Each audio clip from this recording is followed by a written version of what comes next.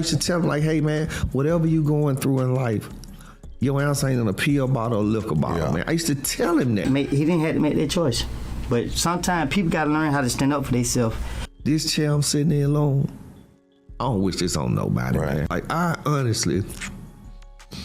Rich Homie Quan had been out of the spotlight for almost 2 years, but the mystery surrounding his passing still won't fade. That official story about an overdose, it never really added up. Now, people are whispering that the last few folks who saw Quan alive might have known way more than they told the police. We're talking quiet moves, strange timing, and maybe even a cover-up hiding in plain sight. But before diving into that mess, let's backtrack to the morning everything went wrong. September 5th, 2024, the day the world lost Quan at just 34 years old. According to the reports, his brother Andre was the first to find him around 3 a.m. He walked into the kitchen and saw Quan on the floor, food still in his mouth, not responding, not breathing. Anyone in that moment would panic, call for help, try to wake him up, something. But Andre says he didn't do any of that. Instead, he told investigators he lifted Quan up and moved him to the couch. And that was it. No call for help, no sense of urgency, just calm, like he already knew what was happening. So what's your thoughts on Rich Homie Quan passing? Yeah. It's sad, man. It's sad. Rich Homie had a lot of potential, you feel me? Like, he just made wrong choices in the past. What could have, that hurt his career. And he didn't have to make that choice. But sometimes people gotta learn how to stand up for themselves. Don't be intimidated by no group of people. Because them group of people, man, they ain't known that for real. Then, around 6:45 a.m., Quan's ex, Amber, wakes up. She gets the kids ready, takes them to school, and comes back home. That's when she notices Quan still on the couch, cold, not moving, foam at his mouth. That's when she finally dials 911. And this is where the internet went wild. When that call dropped, people started giving serious side eyes, questioning the timeline and wondering what really went down in that house that morning. People online couldn't stop talking about the tone of that 911 call. It didn't sound emotional or panicked at all. It came off like someone just going through the motions instead of reacting to a heartbreaking moment. Listeners swore it sounded like she already knew what had happened before she even picked up the phone. And Andre? He stayed quiet, not rushing to clear his name or explain anything. Remember, he was the first one there. He saw Quan before anyone else did, yet didn't call for help or even check if his brother was still breathing. Today, and I can say this, and this is not an excuse, my son never indulged in around me. You got to realize I'm his dad, bro. And I was a disciplinarian. I was strict, structured. So certain things I didn't see. I never saw Quan pop a pill in front of me. I saw him smoke. I saw him drink liquor. But certain things I never saw him do. But in my mind, I knew when he was higher than normal. And I would address it with him. I used to tell him, like, hey, man, whatever you going through in life, your answer ain't in a pill bottle or liquor bottle, man. I used to tell him that. That's when people started asking the uncomfortable questions. Did they already know what was going on? Was something being hidden? Comments started flooding in online. One person wrote, "That's wild, because if my man hadn't come to bed all night, I'd be checking on him immediately."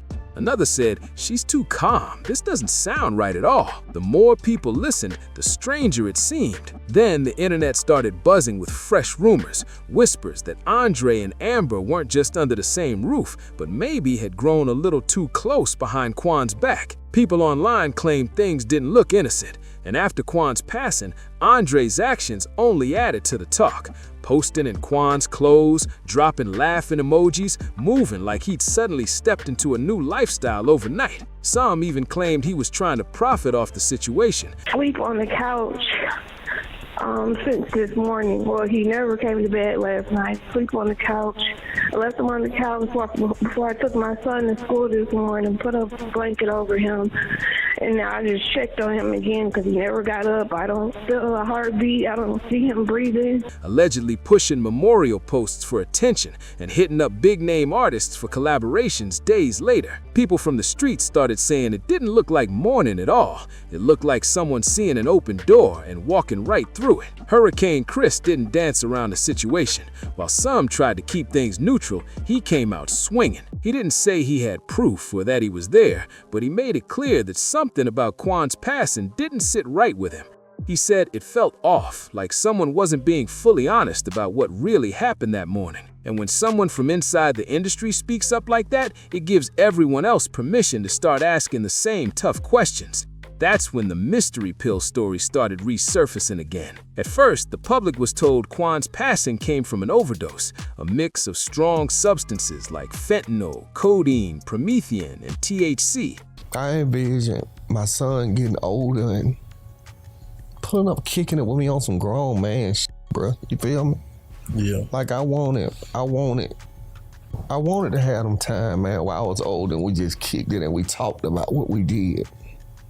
The same sad story people have heard way too often in the rap world. But the people who actually knew Quan weren't buying it, especially his father. Months later, Quan's father spoke out in interviews, still shaking his head, still trying to make sense of it all. He said plain and simple, that story didn't match the man he knew. Quan wasn't the type to pop random pills. Sure, he might have smoked or had a drink now and then, but that kind of dangerous mix didn't fit his lifestyle at all. And this wasn't just a father in denial either. This was a father who spoke to his son every single day. They were tight, more like best friends than just father and son. Quan's father even said he never had that kind of relationship with his own father, which made his bond with Quan even stronger. When Quan's father heard what supposedly caused his son's passing, he said it just didn't sit right with him. Then came the toxicology report, and people instantly noticed how fast it came out. Way too quick. No delays, no back and forth, just done and filed.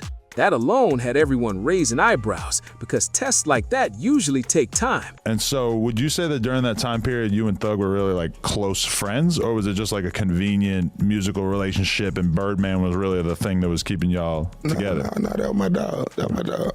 Right. Definitely my dog. It was Birdman wasn't keeping me together. I met Bird through Thug. Right. I wouldn't have met Bird if it weren't for Thug, you know what I mean? Right. Especially when it involves someone in the public eye. Then you stack that with everything else. The calm 911 call, Andre's strange reaction, the rumors about his closeness with Amber, and the surprise mention of another woman being there that morning, a woman named Kia Brown. That name started floating around everywhere. She wasn't family, not famous, barely known at all, yet reports said she was inside the house around the same time everything went down. When investigators talked to her, people online said her vibe seemed nervous, like she was uncomfortable answering questions. Some even claimed she was trying to leave right after dropping something off, though that's never been confirmed. Others said her answers about who was in the house and what she saw didn't make much sense. She never became a main suspect publicly, but her name stayed alive in street conversations. People kept bringing her up in group chats, comments, and even interviews, wondering why there was so many unclear details that morning. Too many people in that house, too many stories that didn't match, and way too much time passing before anyone called for help. After that, things only got messier. The internet turned into a full-blown investigation zone. Timelines, screenshots, and wild theories popping up everywhere. Fans started comparing phone records, video clips, even timestamps from social media posts. But how you move, Emma, is how we supposed to move during these times. Because all the morals and the doctrines, this is the only time that we really apply it. When we hurt Job, everybody go read the book of Job. Just read the book of Job. He took everything from Job. He kept snatching everything from Job. And Job, like every Christian that, everybody like, I put so much good into the world. Why so much bad coming to me? He like, I ain't really been bad to nobody. I just want to talk to him. I want to ask him why. Why he doing this to me? God looked at him and said, who you talking to? Why not you? This is the time for you to praise my name. This is the time for you to tell the other people through the midst of pain, I'm the one that's giving you the strength, fool.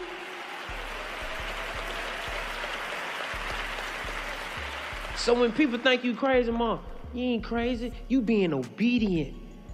Trying to piece together what really went down that night. And while authorities stayed quiet, the streets kept talking louder. Amber suddenly went off the grid for a bit, shutting down comments and turning her page private. Andre, on the other hand, seemed unbothered, posting like nothing happened. Pictures, captions, and even hashtags that made people furious. It felt like he was trying to move on before the truth was even clear. Then, out of nowhere, a new piece of info dropped. Reports claimed someone close to the family mentioned there was tension building weeks before Quan's passing. Supposedly, money, music rights, and trust issues had everyone on edge. That's when fans really started connecting dots, saying maybe this wasn't just bad luck or a tragic night gone wrong. And what about Kia Brown? Her name kept coming back even after she stopped talking. People said she left town not long after the news broke, which only made folks more suspicious. Every new rumor seemed to open another door, another secret nobody could quite close. Now the stories got more layers than ever. Family drama, missing details, and a timeline that doesn't make sense. People want answers, not just headlines. Because one thing's clear, too many things don't add up. And until the truth comes out, I'm just friends with one of the people that stay in the house. Name? Quick. Quick. So you Quick's friend? Correct. Okay. And you don't remember what time you arrived? No. I have no idea what has transpired before or after. I was just in the room. everyone's still side-eyeing what really happened inside that house that morning. That's when the streets started widening the scope, because Quan wasn't just some local rapper trying to make it. He was successful, respected, and still had plenty of influence in the game. He wasn't struggling, broke, or chasing clout. He had value. And in this industry, having value can attract the wrong kind of attention. At first, people pointed their fingers at Young Thug. The reasoning? Quan had been making some big life changes. Rumors said he wanted to clean things up, move smarter, and maybe even distance himself from certain circles. Some even whispered that he might start speaking out about what really goes on behind the scenes. But that theory didn't hold up for long. Folks close to Thug said he had nothing but love for Quan, that when the news broke, Thug was genuinely heartbroken. Witnesses said he didn't try to act tough or hide it. It hit him hard. And truthfully, there was nothing about Quan's passing that would have benefited him at all. So that angle faded. But one detail stuck around, that Quan might have been quietly pulling away from certain people, not calling anyone out, not causing beef, just slowly separating himself from that old energy. And in this business, that move alone can get risky. Lil Woody once hinted at this same type of situation. Mother, mama, I call you mama. We been introduced since 2003. Big bro, so, you know, it's real family. Corey, what going on? Talking about how some artists face danger when they stop following certain rules or decide to stand on their own. He didn't name names, but the internet didn't need much to start connecting dots. That's when another familiar name popped up again. Birdman, the same man who first brought Quan and Thug together. Word around the streets was that Birdman might have played a role in separating Quan and Thug when their partnership started getting too strong. People said their bond was becoming powerful, too independent, too hard to control.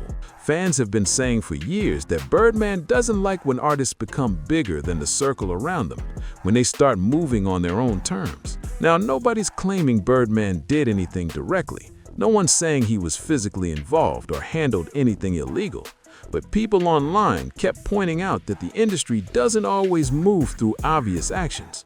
Sometimes it moves through influence, quiet pressure, access, and silence. And when you look at Quan's passing through that lens, the theory of something internal, something connected, doesn't sound so far-fetched anymore. But in the middle of all that noise and speculation, one voice chose calm over chaos: DC Youngfly. DC wasn't just an industry friend. He'd known Quan and his family since way back in 2003. Real connection, real love, not just business ties. At Quan's funeral, DC didn't entertain the rumors or the blame. He spoke from the heart. He told the family to keep pushing forward, to hold on to faith even when things didn't make sense. He admitted that the reports still didn't sit right, that there were too many unanswered questions. But he reminded everyone that life is fragile, that we're all here for a short time, and what truly matters is what we build, how we love, and how we live while we're still here. After the funeral, things went quiet for a while, but silence doesn't last long in this world. Fans kept digging, Insiders kept whispering, and every few weeks, a new piece of information seemed to surface. Some people started saying Quan had been working on a comeback project right before his passing, something personal, raw, and unlike anything he'd ever released before. That only fueled the mystery even more. Close friends claimed Quan had plans to go independent again, to own his masters, and to rebuild his name on his own terms. That's major, and anyone who knows the game industry understands how powerful that move can be. Going independent means control, freedom, and financial power, but it can also mean walking away from people who don't want to lose that control. Then came the alleged studio footage. Clips started spreading online showing Quan in high spirits, laughing, recording, and talking about big plans for the future. It didn't look like someone falling apart. It looked like someone focused, hungry, and ready to rise again. That's what really got people talking. How could a man so full of life just be gone overnight? Reporters tried to get statements from the label, but responses were vague or completely missing. Even some of Quan's old collaborators went silent, like they didn't want to say too much. Now the conversation is shifted. Fans aren't just asking how Quan passed, but why it happened when it did. The timing, the silence, the missing answers, it all feels too neat, too polished. People online are saying one thing loud and clear. They won't stop asking questions until the full truth about Quan's final days finally comes to light. DC's message at the service hit deep. It was real, human, and straight from the heart. But that raw moment of peace only made everything else around the situation feel even darker. While DC was trying to help a family heal, others were busy trying to explain actions that just didn't make sense. Layer after layer of confusion started stacking up, and nobody seemed to have a clear answer. Think about it. You've got a brother who was the first to find Quan but didn't call for help right away. You've got a baby mama whose calm tone during the emergency call raised eyebrows. Then there's a woman in the house that morning whose presence still hasn't been explained. Add to that a father who doesn't believe the official story, plus industry names dropping cryptic hints about what might have really gone down. Even the toxicology report came out suspiciously fast. No delays, no extra reviews, just a quick file and close. That's not just tragedy, that's a mystery wrapped in unanswered questions. The internet wasn't letting it go either. People online kept breaking down every detail, every quote, every timestamp, treating it like a giant puzzle waiting to be solved. People online couldn't stop replaying that 911 call. Many said Amber sounded way too calm. One person wrote, "If that was me, I would have been in complete panic mode." Another comment said, "It doesn't matter if it was an accident or if someone gave him something bad. Either way, something took his life and somebody needs to be held accountable." At this point, it's not even about rumors anymore. It's about the truth. Until someone finally explains what really happened inside that house that morning, Rich Homie Quan's name will keep echoing through conversations everywhere. The community isn't forgetting, and people aren't letting this story fade away quietly. So now the big question stands. Was Quan's passing truly an accident, or did someone inside that house already know what was about to happen? And if Quan really was trying to distance himself from certain people, who actually benefited from that loss? Those are the questions fans can't stop asking. Let's keep this discussion alive. Drop your thoughts in the comments and tell us what you think really went down. And if you've been following this story from the start, make sure to show some love. Hit that like button, share this video with your crew, and subscribe for more deep dives into the wildest stories straight from the culture. Turn on those notifications too, so you don't miss the next update, because this story isn't over yet, and you already know more details are about to come to light real soon.